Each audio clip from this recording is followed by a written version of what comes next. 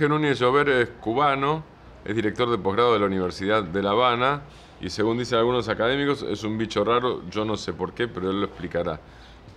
Jorge, gracias. ¿Por qué bicho raro? ¿Por qué bicho raro?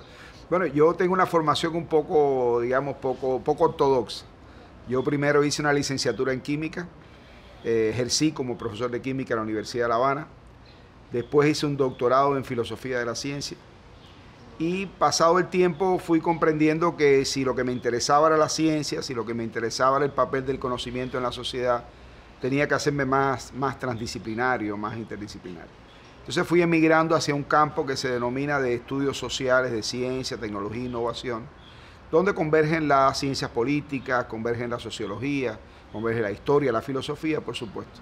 Y es a eso lo que me he dedicado en los últimos tiempos, porque me interesa especialmente el tema de las políticas en ciencia, tecnología e innovación y su articulación con las políticas de educación superior. ¿Y fuiste químico, investigaste química? Sí, yo trabajé en química un tiempo, un poco me aburría un poco porque nunca me gustó mucho, nunca fue mi pasión.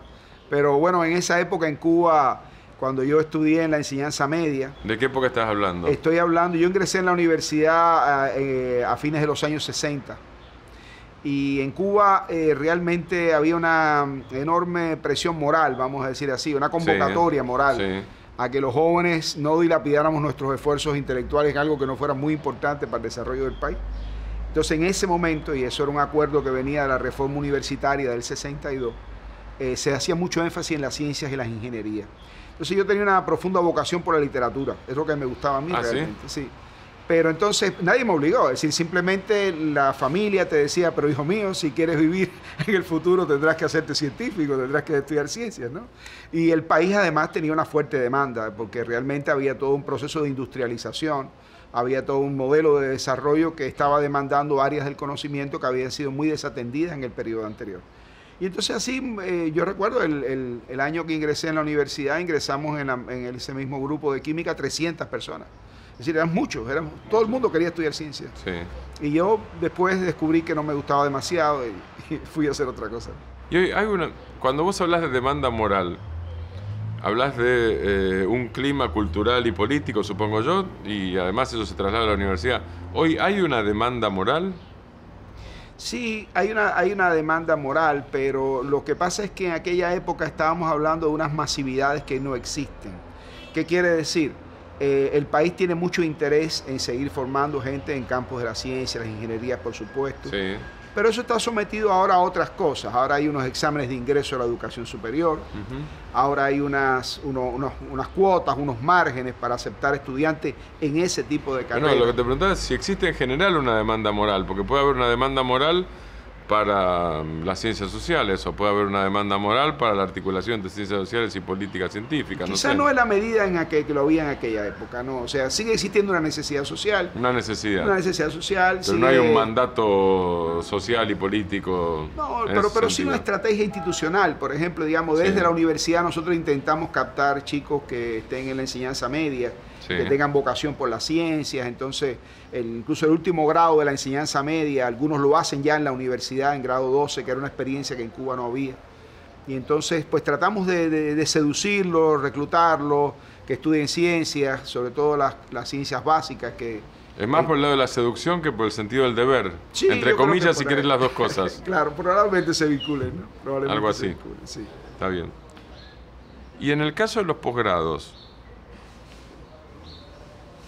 ¿qué criterio hay para desarrollar nuevos posgrados, para desarrollar los viejos, para adaptarse o no a lo que el ministro de Educación Superior definió como pertinencia? Se habló mucho en este Congreso de Cuba de pertinencia social de la universidad.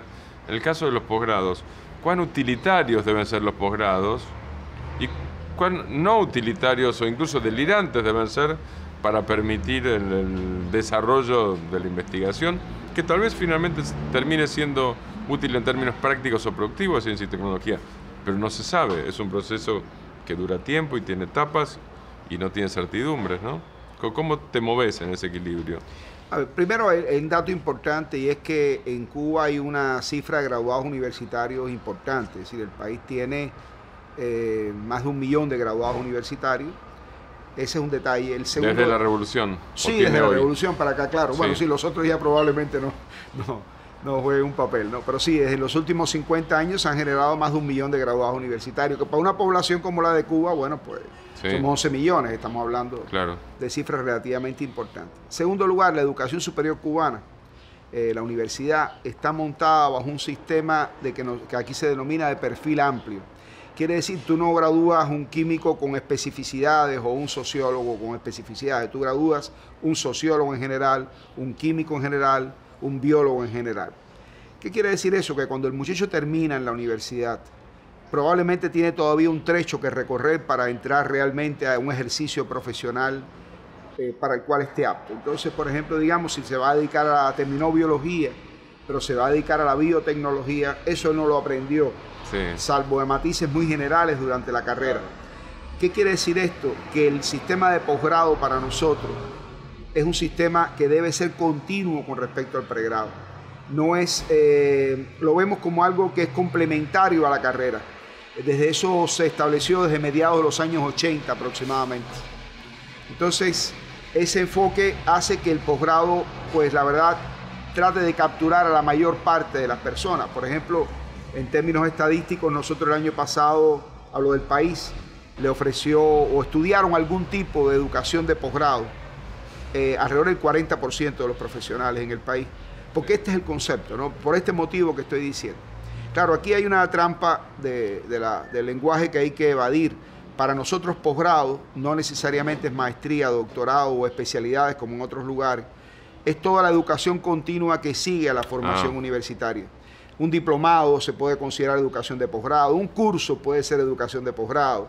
Es decir, yo no estoy diciendo que todo el mundo queremos que haga maestría y haga doctorado, eso es una tontería, sino que todo el mundo tenga alguna formación posterior a su carrera, que puede estar incluso vinculado al desempeño laboral, que tenga un escenario determinado y que complementa esa formación universitaria. Entonces la universidad tiene la misión de ofrecer esa educación de cuarto nivel, pero con estas características. Habrá quien matricule la maestría, habrá quien haga un doctorado. Por ejemplo, la Universidad de La Habana gradúa aproximadamente unos 600 máster por año, unos 100 doctores por año. Es decir, hay un volumen, pero nuestros estudiantes de posgrado en la Universidad de La Habana, el año pasado fueron 28.000 estudiantes. ¿Por qué? Porque va desde uno que tomó un curso, uno que tomó un diplomado, pero que todo está girando alrededor de la idea de que hay que complementar las capacidades de las personas para enfrentar su desempeño laboral. Además, por supuesto, de que hay posgrados que tienen un sentido de formación cultural, ya un sentido más espiritual, que no tiene que ver pragmáticamente con un desempeño.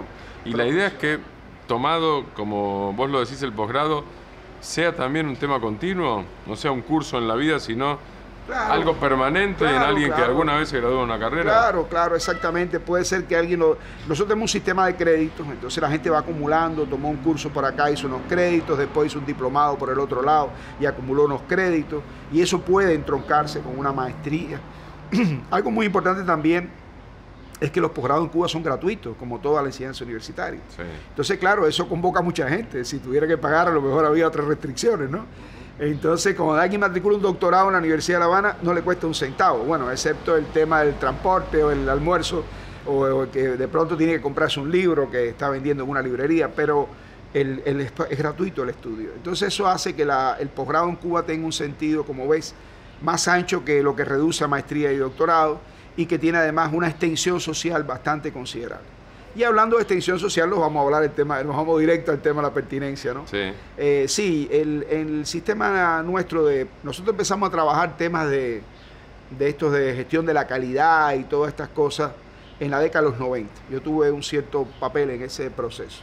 Y empezamos a buscarnos qué modelos nos podían servir para hablar de calidad del posgrado, como también de calidad de la educación superior en su conjunto. Aquí en La Habana se hizo en el año 1996 una conferencia preparatoria de la Conferencia Mundial de Educación Superior, que sería en el año 98, donde, a diferencia de la última conferencia mundial, donde de pertinencia social casi no se habló nada, en aquella del 98 sí se habló bastante, y en la conferencia de La Habana del 96 se habló bastante. Sí, en ese momento el tema pertinencia social estaba como en la agenda universitaria como un tema importante. Y nosotros estábamos en Cuba buscando la manera de construir un sistema de evaluación y acreditación, primero de los posgrados y después se llevó a las carreras. Primero empezó por los posgrados. Entonces nosotros definimos lo siguiente, que la calidad del posgrado incluye la pertinencia social. Quiere decir, incluye la capacidad desde los posgrados de responder a urgencias económicas, sociales, políticas. ¿Y cómo se mide como para evaluarlo? Bueno, eso es complicado. Si es que querían medirlo, no lo sé. Claro, es más fácil medir paper en revistas internacionales. Por eso pregunté. Por ahí se puede evaluar cualitativamente sin medir, ¿no? No sé. No, lo que pasa es lo siguiente, que estas evaluaciones se hacen por grupos de expertos. Sí. Quiere decir, la evaluación, sí, existe una agencia nacional que es la Junta de Acreditación Nacional, que es la que termina diciendo, pues este posgrado es de excelencia, por ejemplo, ¿verdad? Pero el trabajo previo, todo el trabajo real de evaluación, lo hacen evaluadores que son pares, pero lo hacen con una visión del asunto que incorpora la consulta a otros actores sociales que deberán explicar efectivamente o deberán mostrar o no mostrar que esos posgrados están, o esas carreras universitarias, están exactamente dialogando con la problemática social. Si es un posgrado en ciencias políticas, mira con qué actores políticos usted está vinculado, qué esto está haciendo, usted está trabajando o no está trabajando para darle forma a las nuevas políticas que el país está impulsando. Es decir, con estos graduados, estos estudiantes que usted tiene, ¿qué tesis están haciendo? ¿A qué se dedican? ¿Se dedican a estudiar fenómenos esotéricos o están metidos en problemáticas que al país le interesa? O sea, si tú miras la agenda de investigación de un programa, sí, las personas que estudian el programa, si tú entrevistas a posibles interlocutores de ese programa que puedan efectivamente decir, pues sí, tenemos una red de trabajo y lo que ese posgrado en energía renovable o ese posgrado en antropología, pues nos está ayudando a ver problemas en este sector que no veíamos antes, a encaminar políticas que no teníamos suficientemente elaboradas. Entonces, por ahí va la cosa. Efectivamente, no es tan fácil. Pero yo no creo que tampoco sea es difícil, pero no creo que necesariamente... yo pregunté después de eso si es necesario, además, porque tal vez no sea necesario medir todo. Claro, se puede evaluar sin medir también. Estimar sí, evaluar sí, pero sí, ya ponerle un número, bueno, pertinencia social, el tipo tuvo 30% claro, de pertinencia social. Eso debe ser aburrido, ¿no? Claro. Además de poco serio. Pero sí se puede, yo creo que cualitativamente... trabajar. También, mira, Cuba es una comunidad académica pequeña. ¿De qué estamos hablando? ¿De qué estamos hablando? De poca gente. Estamos hablando de esto no es Brasil, esto no es un país continente, esto no es México. Aquí todos nos conocemos. ¿Qué quiere decir? Cuando esos evaluadores te van a evaluar, sabe de qué pata cojea cada cosa, ¿no? Y las evaluaciones en principio deben ser rigurosas y la gente sabe si ese posgrado está jugando o no un papel. Por ejemplo, nosotros tenemos una maestría en estudios sociales. Yo coordino personalmente una maestría en estudios sociales de ciencia y tecnología. Estamos trabajando en Cuba y en Venezuela. Estamos trabajando en Barinas, el estado de Barinas, y también en Caracas. En Venezuela estamos muy metidos dentro de la articulación entre gobierno, sociedad civil, poderes comunales. ¿Cómo meter ahí adentro unas estrategias de ciencia y tecnología que contribuyan a eso, ¿no? Cuando tú vas a ver la agenda de las maestrías, los temas de investigación, las personas que están en el programa, pues de pronto tú puedes decir, mira, este programa aquí puede cumplir una función social. De eso habla la pertinencia, de la función social del programa, función social, económica, política, cultural, en un sentido amplio, ¿no? Pero lo importante es que la idea de calidad incorpore la pertinencia, porque esa formulación no es tan sencilla. En otros lugares te dicen que tenga calidad y además sea pertinente. No, nosotros decimos la pertinencia es constituyente de la calidad. No puede haber un posgrado de calidad si no es pertinente. Solo los estándares, publicaciones, cosas de esa naturaleza, número de doctores trabajando en el claustro, etcétera, posiblemente no sea suficiente para que Jorge, ¿cómo es la relación con la sociedad cubana no académica ante estos nuevos desafíos? El desafío de la reforma económica, que implica una reforma, no sé si una reforma, que implica una diferente actitud cultural, una actitud distinta, que además es una actitud ante lo inevitable, porque eso ya ha sido decidido. Digo, no sé si es inevitable socialmente, pero si el Estado lo decidió y eso tiene consenso, será inevitable como política. Después irá yendo mejor o peor. En ese contexto, ¿cómo es la relación entre los universitarios, inclusive en términos individuales, te preguntaría, y los cubanos no universitarios en este periodo de Cuba? Mira, las relaciones son posiblemente muy diversas y probablemente complicadas. Primero, este crecimiento del sector no estatal está planteando demandas a las universidades en muchos sentidos diferentes. Por ejemplo, incluye la posibilidad de que haya personas que están hoy en la universidad trabajando y se vayan al sector privado porque seguramente es mejor remunerado tener un restaurante privado que de ser director de posgrado de la Universidad de La Habana. Eso no tengas tú la menor duda al respecto, ¿no? ¿Estás pensando en eso? No estoy pensando porque no creo que tenga habilidades empresariales para eso. No hay nada de pecado en el asunto, pero no es lo mío, ¿no? Entonces me prefiero todavía escribir y publicar y eso, por lo menos en esta etapa de mi vida. Es otro tipo de cocina. Es otro tipo de cocina, exacto. Sí, cocina a fin de cuentas. Cocina a fin de cuentas. Oye, entonces nada, por tanto, la universidad está siendo desafiada incluso en esos términos que estamos hablando. Espero que seamos suficientemente razonables como para que podamos permitir que nuestros profesionales vinculados a la universidad puedan alternar su ejercicio dentro de instituciones del Estado, como son las universidades, con otro tipo de trabajo que pueda generarle algunos ingresos, porque realmente los salarios que cobramos en las universidades, digamos que no son exactamente los que nos haría falta cobrar dentro de este modelo de país que está cambiando, claro, donde el tema del consumo tiene otras características, donde los precios son otros, y los salarios nuestros no tienen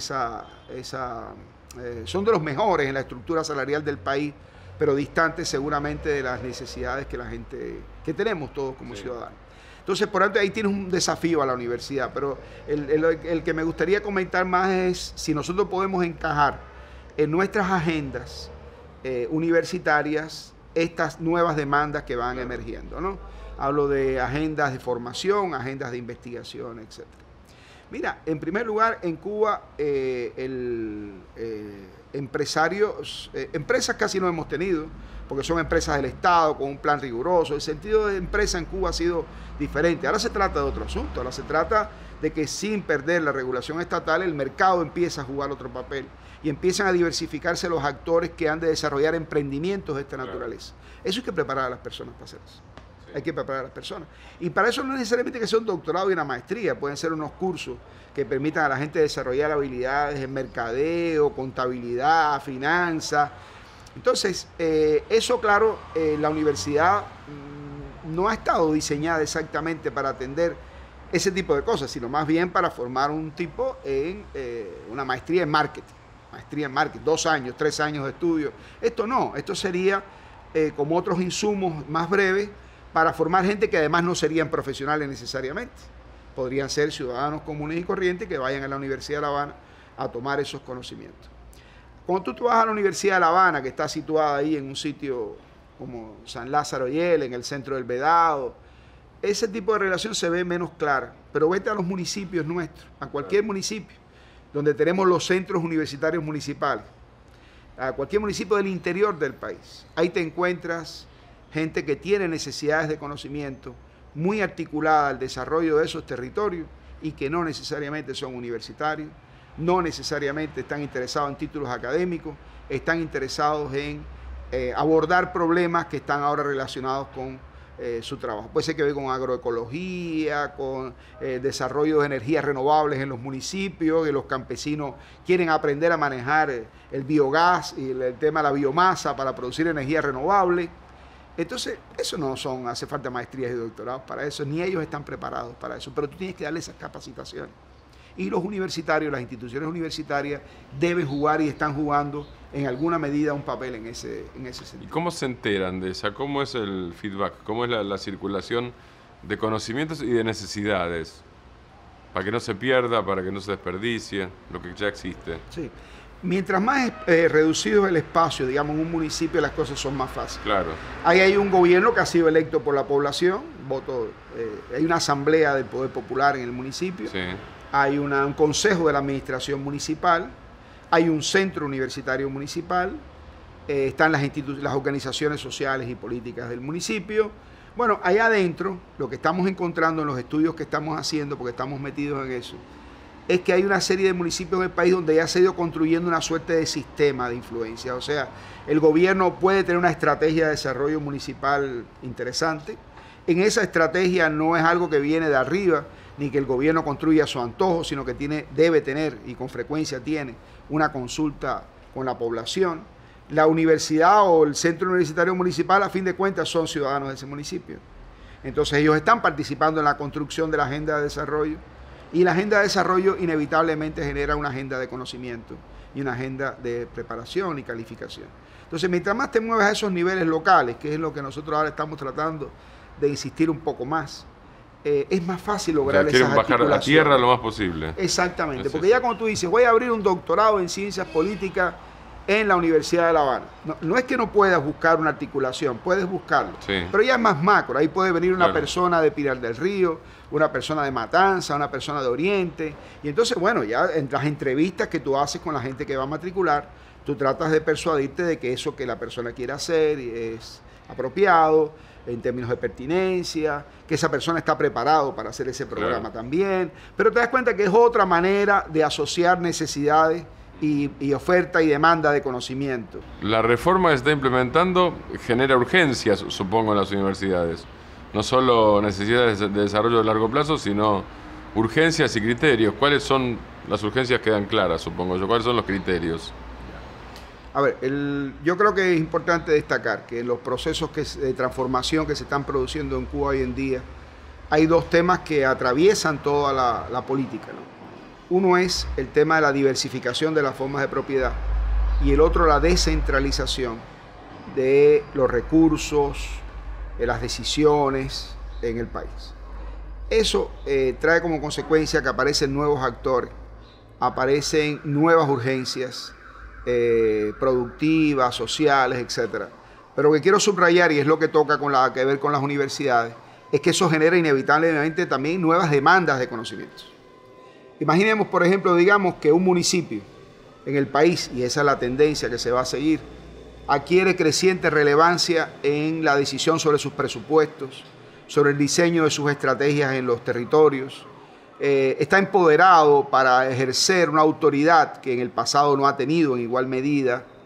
Bueno, ese gobierno necesita que alguien lo auxilie en el diseño de esas estrategias. Ese gobierno que ha sido electo por la población, un gobierno donde además tiene un consejo de la administración municipal que responde ante la asamblea del municipio por sus resultados. Ahí hay una demanda de conocimiento, hay un gobierno que necesita esos conocimientos, hay cooperativistas que necesitan desarrollar estrategias de producción de alimentos, estrategias de energía, de producción de energía renovable. Toda esa gente necesita mucho conocimiento.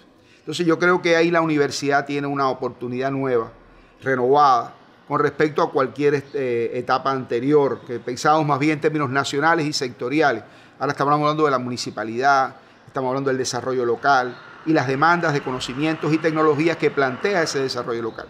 Yo creo que ahí tenemos un espacio, si además eso lo enlazas con la diversificación de las formas de propiedad, entonces estás hablando ahora de un sector no estatal que hasta el momento no planteaba una demanda de conocimiento directa a las universidades. La universidad trabajaba por su lado y el sector, lo poco que había del sector estatal no tenía nada que ver con eso. Hoy no. Hoy estamos hablando de que aproximadamente el 40% del Producto Interno Bruto lo produzca el sector no estatal. Por lo tanto, estamos hablando de que al Estado le interesa que ese sector no estatal tenga los conocimientos y las tecnologías que necesita para impulsar la economía nacional. Entonces, esos son nuevas demandas a las universidades. Y la demanda, eso está entrando poco a poco en la agenda universitaria. Poco a poco en la agenda universitaria, a través del diseño de cursos, a través de redes de trabajo. ¿Y los académicos se resisten? Yo creo que no. ¿Están contentos? Mira, una de las características de nuestro país hasta ahora es que hay una cierta cohesión social alrededor de la idea de que la universidad es un servicio social. Esa idea que ya no está tan firme en otros lugares, lo fue quizás en otro momento. En Cuba yo creo que está bastante bien metida en la cabeza de la gente. Yo creo que la gente quiere ser útil, la gente quiere hacer cosas importantes. Claro, después viene entonces que a lo mejor esas demandas pueden ser excesivas en términos de la carga de trabajo que genere y puede haber alguna queja, pero no porque la gente se resista a ser útil a la sociedad. Yo creo que ese valor, utilidad, pertinencia, responsabilidad social, eso es un valor que tú te encuentras, creo yo, en los profesionales universitarios cubanos, que trabajamos en las universidades en una medida considerable. Y creo que esa es una de las fortalezas que el proyecto puede aprovechar en esta etapa para introducir las dinámicas que se están introduciendo. Contaste al principio del programa que querías dedicarte a la literatura, después terminaste haciendo química y después te convertiste en lo que te convertiste. ¿Qué estás leyendo? Yo leo, cada vez que puedo leo novelas, cada vez que puedo, pero mira, de verdad te lo digo, es difícil. Es difícil. Sí, es difícil porque estar medianamente al día en un campo de trabajo cualquiera, particularmente esto de los estudios sociales de ciencia y tecnología, demanda un tiempo tremendo. Entonces yo me reservo para las vacaciones fundamentalmente, ¿no? Además las vocaciones han cambiado, es decir, ¿no? Yo escribía poemas, ya no los escribo, entonces, pero no porque se me haya apagado las ganas de vivir, sino porque sí veo la vida de otra manera, ¿no? Ajá. Entonces la relación con la literatura y la ficción es distinta. A lo mejor yo soy me gusta mucho consumir ensayos políticos, por ejemplo, de joven, ¿no? Ahora sí. Entonces los gustos van cambiando, ¿no? Y la literatura va cambiando. Gracias. Jorge Núñez Jover, director de posgrado de la Universidad de La Habana, aquí en Claxo TV.